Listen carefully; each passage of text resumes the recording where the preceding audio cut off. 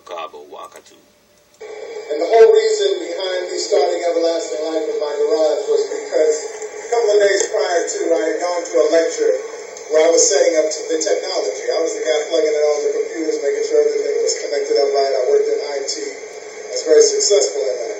And I heard a woman practicing her speech, and in her speech she said, if you control a man's food, you control, and I'm still connected up and everything's going well, but the minute she said him, like a Stepford husband, I got up and I walked to the exit and I called my wife and I said, look, we have got to open up our own restaurant because somebody else is controlling our food and therefore someone else is controlling us.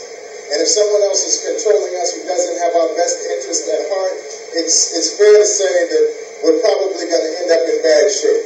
And as we look at our community in 1995 and compare it to 2013, we have really tumbled and fell. And back in 1995, I could see the beginnings of it. So there was the beginning. That was the point that Everlasting Life was conceived. And now we see it as it has evolved and continues to evolve. I don't want you to get lost on something. And that is, I know it looks like we're a restaurant. And I know it looks like we're selling food. And I know it looks like, it's really just about, eating. And it's not. It's really about fighting.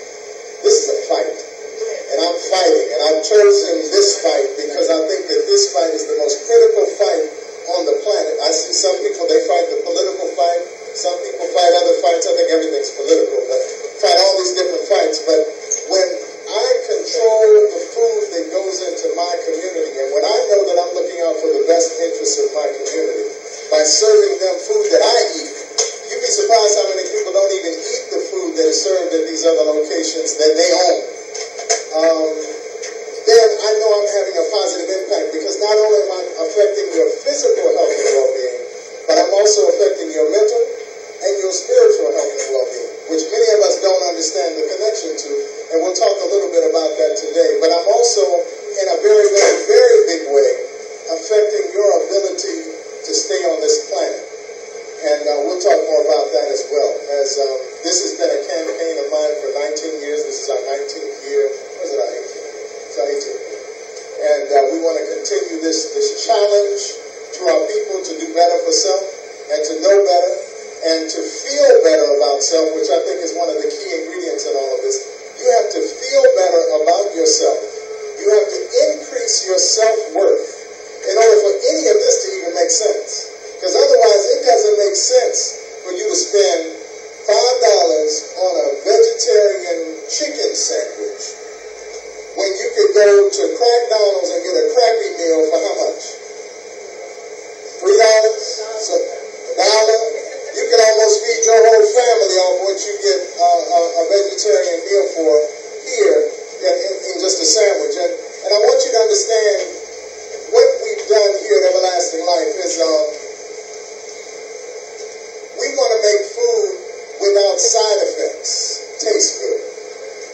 So what I mean by that is all of the food out there at your McDonald's, Murder King, Taco Hell, wind disease, chokers, boat strangles, the International House of Pulmonary Heart Disease, calculated feminization of our community, otherwise known as Kentucky Fried Chicken. If we only knew the impact that they have, the side effects that those foods have. We look at the laundry list of side effects for Lipitor and for, what else they got out there? What are some of the drugs that we're taking? Nexium and Maddox and whatever, all of those side effects. When you look at the side effects, you say, that's crazy. I wouldn't take those drugs even if I had the illness. But the reality is we have more side effects in the food that we're consuming, and we eat that food like it's nothing. We eat it and we'll pay big money, even though at the beginning of the day it looks like it's nothing, but we'll pay big money at the end of the day because we totally destroyed our health, and that's why they're making huge sums of money, cutting out organs and medicating and pharmaceutically maintaining a degree of wellness in us that is just above, unable to function. They want to keep you just above unable to function, but way below well. Because if you get to well, then you're not a client of theirs anymore. If they keep you just above, unable to function, then they know that you'll be so close that, you'll keep coming that's kind of the purpose, and that's the backdrop here at Everlasting Life. Our motivation is to provide you a viable food source to what I think is a community that is underserved and disserved. What you just heard was a lecture that my man Fitness Mike and myself went to about a month ago, in which Dr. Baruch was talking about the origins of his restaurant that he's opened up here, Everlasting Life. Now, I guess a few days ago, the Washington Post published an article in which they quoted the USDA as saying that many of the areas here in the Washington, D.C. suburbs, the black areas, of course, are called food deserts. Now, this is evidence of what we've been saying, that there's been a nutricide bomb that has been dropped in the black community. Because we're not saying, or the USDA is not saying that there isn't food in these areas, or so-called food.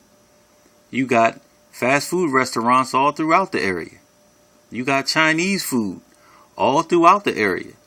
You got these pizza joints and all these other places all throughout the area. But what they're saying is they're bearing witness to what we've been saying, and that is that there has been a nutricide bomb dropped in the black community to destroy you through what you put in your mouth. So that includes the fast food restaurants, the Chinese restaurants, and the liquor stores. And not only that, also the grocery stores that contain 99% genetically modified food. Okay? So, but that was Dr. Baruch. Many times we don't give credit to where credit is due. You know, there are people out here that are moving and working to provide health and wellness and proper dietary foods for our people here in the black community.